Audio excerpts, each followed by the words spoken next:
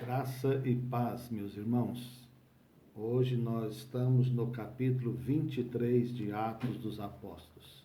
Também podemos chamar de Atos do Espírito Santo através da Igreja. No capítulo passado, nós concluímos a nossa meditação, nosso devocional, vendo que Paulo estava preso. Nós temos agora, desde os capítulos anteriores, os 2 capítulos, praticamente uma só história, até o final, no capítulo 28, falando da ida de Paulo a Jerusalém, da sua prisão, dos seus depoimentos, e vamos concluir dentro da história bem específica de Paulo. Os capítulos anteriores nós estudamos também sobre outros apóstolos, sobre os diáconos, sobre os evangelistas, outras histórias da igreja primitiva, mas agora nós estamos muito focados porque os capítulos, desde os 2 anteriores, focam bastante na pessoa e no ministério de Paulo, na vida de Paulo. Nós concluímos o capítulo anterior que Paulo estava preso e ele foi livrado da morte, foi livrado também dos açoites. Embora ele continuasse preso, ele agora não estava amarrado, ele estava no cárcere, porém não amarrado como antes haviam feito para açoitá-lo. E Paulo foi livre dos açoites pelo fato dele ser cidadão romano. Impressionante isso, né? Ele não foi livre não foi livrado dos açoites por causa de ser judeu, embora ele fosse judeu, mas os judeus, seus conterrâneos, queria na verdade açoitá-lo e até matá-lo. Mas aprove a Deus levantar ali autoridades romanas naquele instante para dar a saída, o escape a Paulo, porque também Deus tinha propósito nessa situação de Paulo, nesta viagem que ele estava fazendo. E depois de um grande alvoroço, no outro dia, o comandante traz Paulo e apresenta Paulo às autoridades dos judeus, ao Sinédrio. Por quê? Porque o comandante romano entendeu que não devia julgar Paulo, porque se tratava a acusação das leis religiosas e das leis que eram próprias dos judeus, e não das leis romanas.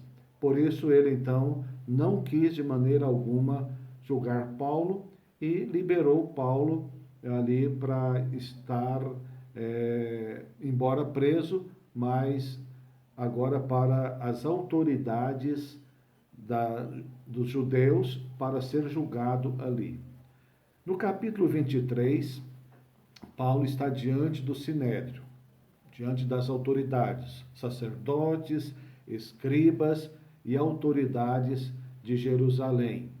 Ele começa o capítulo 1, o versículo 1 do capítulo 23, Paulo falando, não é? Paulo falando ao Sinédrio, começando a fazer a sua defesa, tentando conversar, dialogar com as autoridades. Certamente ali havia alguns que ainda conheciam Paulo, embora Paulo já havia se ausentado de Jerusalém há alguns anos, mas certamente alguns conheciam Paulo pessoalmente. Talvez tivesse Paulo ali até algum amigo. E Paulo, no versículo 1, diz o texto que firmou os olhos no Sinédrio, nas pessoas, para começar a falar, para começar a dar o seu depoimento. E quando o interrogatório começa e Paulo começa a falar, ele é interrompido. Ele é interrompido por um tapa na boca. O sumo sacerdote, Ananias, manda quem estava perto de Paulo dar um tapa na boca dele. Como era que as pessoas tratavam, como as autoridades tratavam ali os seus cidadãos, como tratavam as pessoas, como era uma situação muito difícil conviver naquela sociedade quando não se concordava com a religião e não se concordava também com a política da época. E Paulo ficou muito revoltado em ganhar um tapa na boca, porque apenas estava falando algumas coisas importantes para ele e queria compartilhar com o Sinédrio coisas de Deus, coisas da sua vida, coisas da sua história.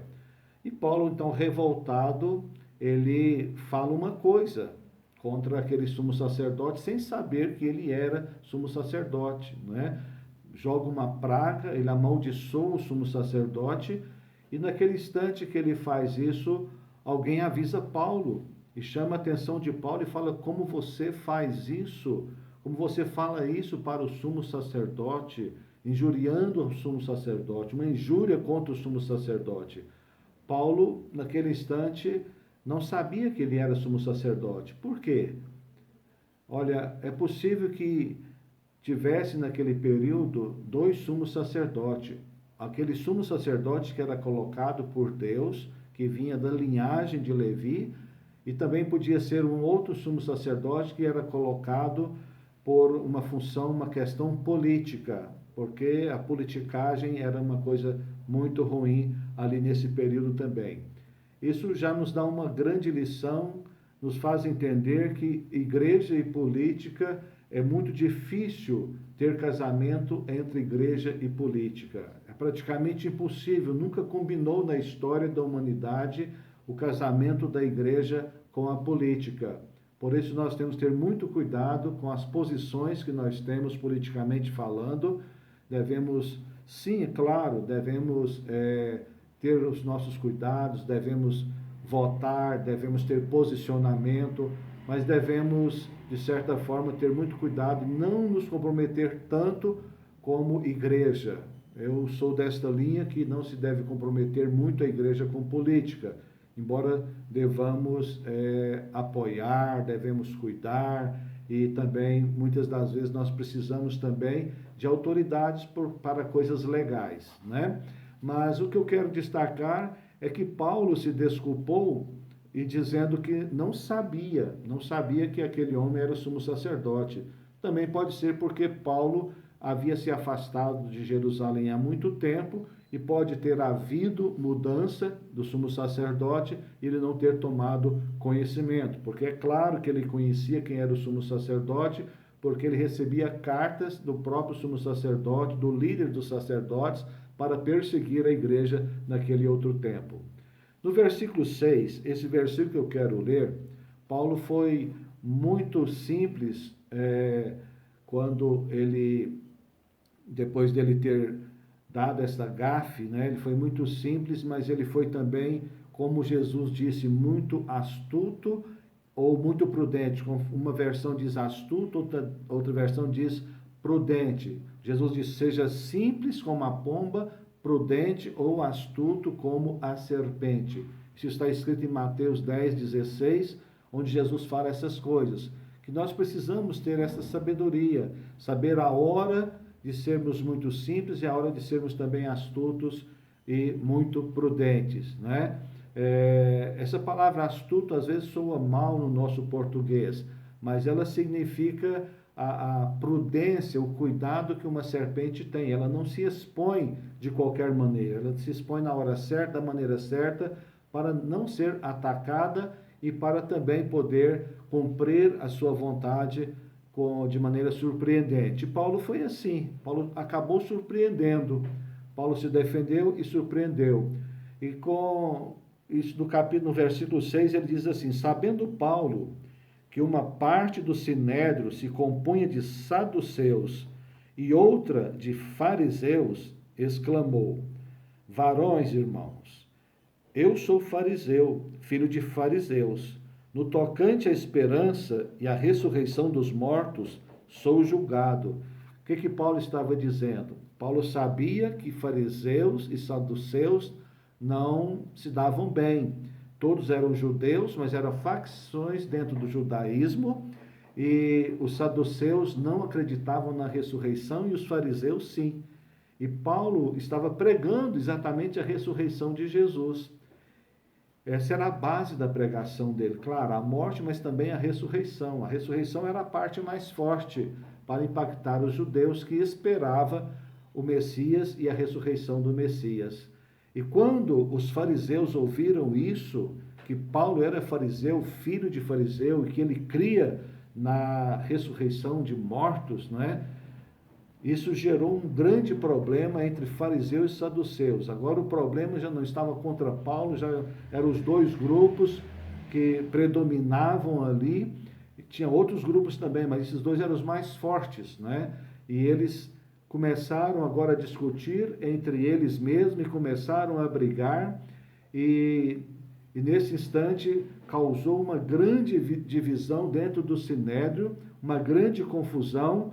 E as autoridades resolveram parar com aquilo ali e pegaram Paulo agora e levou novamente para o cárcere. E Paulo, mais uma vez, foi livrado de uma situação terrível. E ali ficaram saduceus, fariseus e demais brigando. E foi realmente uma coisa horrível aconteceu ali entre aquelas autoridades. No versículo 11, Paulo recebe a visita do Senhor Jesus. Paulo recebe a visita e Jesus o fortalece tremendamente e dá a ele uma nova direção. Gostaria também de ler o versículo 11 de Atos 23. Na noite seguinte, já no outro dia, o Senhor, pondo-se ao lado dele, Paulo estava lá na prisão, Jesus chega e fica ao lado de Paulo. Certamente Paulo estava deitado, não sei se dormindo, acordado. E Jesus diz para ele: coragem, coragem. Tome esta palavra para você, coragem.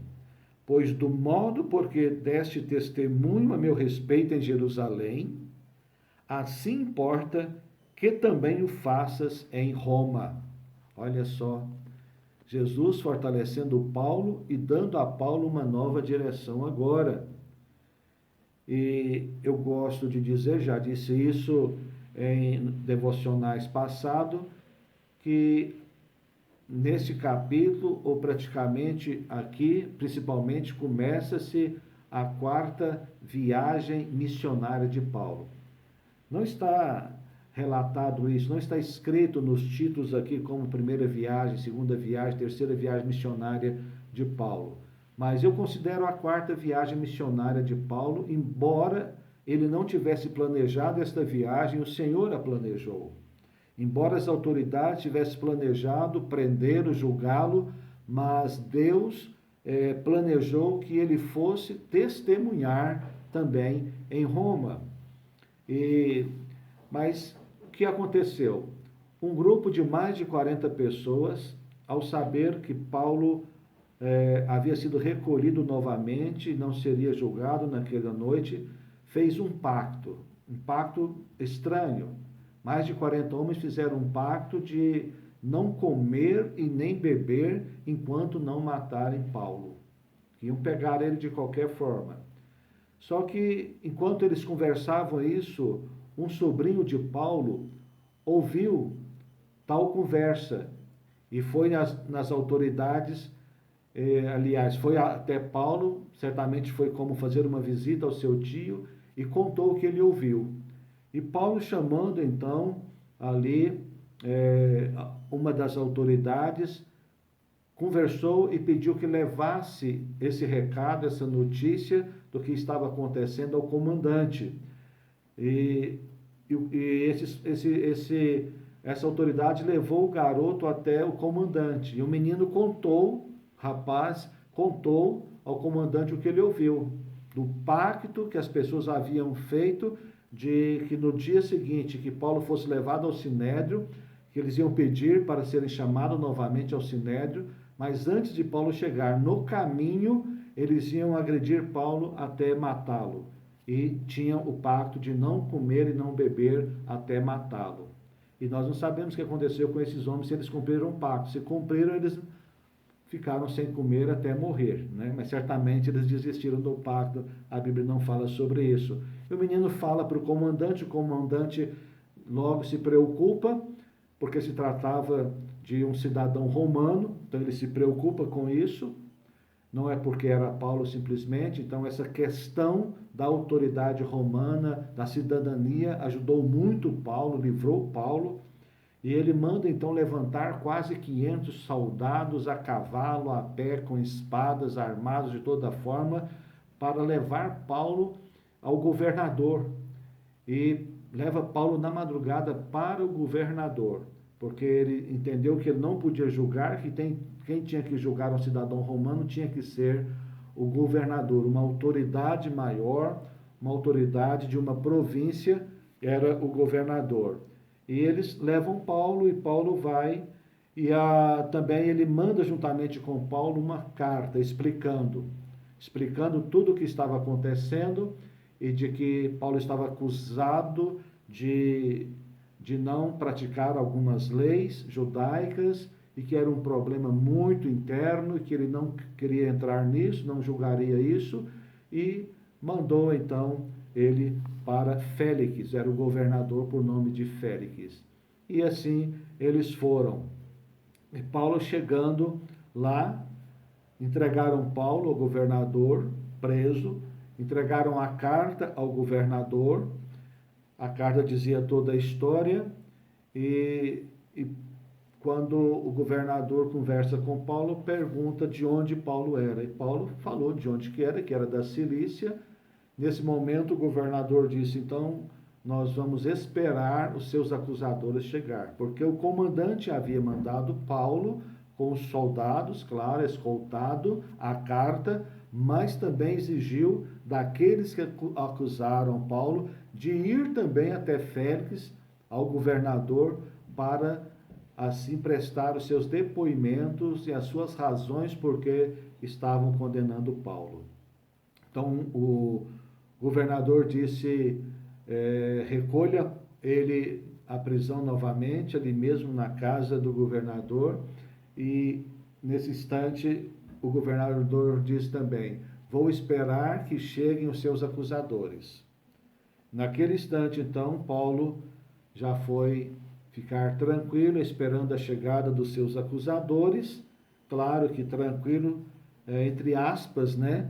Porque ele estava sendo acusado, mas como ele estava debaixo de uma palavra de Deus, havia paz no seu coração. É bem provável que havia uma certa apreensão no coração de Paulo. É certo que Paulo tinha suas preocupações, mas também Paulo sabia descansar no Senhor. Ele sabia que Deus estava no controle da sua vida e que nada aconteceria se não fosse da permissão de Deus. Depois ele escreve tantas cartas mesmo na prisão, depois confortando discípulos por lutas, por dificuldades, e assim nós aprendemos coisas tão importantes com Paulo, não é? E assim conclui o capítulo dizendo que Paulo voltou para o cárcere naquele momento, esperando as autoridades de Jerusalém chegarem, e assim continua no capítulo seguinte a história de Paulo. Eu quero concluir nosso devocional dizendo da importância que há em nós crermos no propósito de Deus para com as nossas vidas. Muitas das vezes há dificuldade, muitas das vezes há perseguição, e Jesus não nos prometeu uma vida sem dificuldade. Esse evangelho que prega uma vida cristã sem nenhum tipo de dificuldade, esse evangelho não procede de Deus. Jesus disse que no mundo teremos aflições, mas devemos ter bom ânimo, que nós corremos riscos de ser perseguidos. Isso é uma realidade. Nós ainda não conhecemos bem isso aqui no Brasil, mas é certo que em muitos lugares os cristãos são perseguidos. Precisamos entender também uma coisa importante aqui que Paulo ensina, foi quando ele falou sobre a autoridade, e ele disse que não sabia que aquele homem era um sacerdote, era uma autoridade, e ele falou uma palavra que Jesus também havia dito, não é? Ele disse no versículo 5, não sabia, irmãos, que ele é sumo sacerdote, porque está escrito, não falarás mal de uma autoridade do teu povo. Nós vivemos dias onde nós somos incitados a falar mal de autoridades. E eu quero te aconselhar a pensar, a guardar o seu coração e a não falar mal de autoridade alguma. O que a Bíblia nos ensina sobre a autoridade é que devemos orar por elas e que devemos nos submeter a elas e deixarmos que Deus é aquele que estabelece a autoridade e aquele que remove a autoridade também. Eu quero terminar essa palavra dizendo: cuide-se. Ainda que você não concorde com determinada autoridade, não perca o respeito para com elas. Você pode discordar, você pode falar, mas faça isso de maneira respeitosa. Tenha cuidado com isso, porque isso é um princípio espiritual muito sério e Deus leva isso em conta. Eu quero orar, pedindo a Deus que nos dê graça e sabedoria, aplicando ao nosso coração a sua palavra, em nome de Jesus. Pai, uma vez mais te agradecemos, pedindo-te, ó Deus, que o teu Espírito aplique esta palavra tão poderosa ao nosso coração. Meu Deus, não queremos simplesmente conhecer uma história, não queremos conhecer o evangelho histórico, não queremos conhecer, ó Deus, a tua palavra do ponto de vista histórico e intelectual. Queremos muito mais do que isso, Senhor. Queremos que a palavra do Senhor seja vida poderosa em nossas vidas. Por isso pedimos, Senhor, em nome de Jesus, aqueça o nosso coração e revela-nos sempre, a cada um de nós que estamos ouvindo, assistindo, lendo e orando. Oh Deus, a tua vontade, te pedimos, Deus, em nome de Jesus. Amém. Amém. E até o capítulo 24.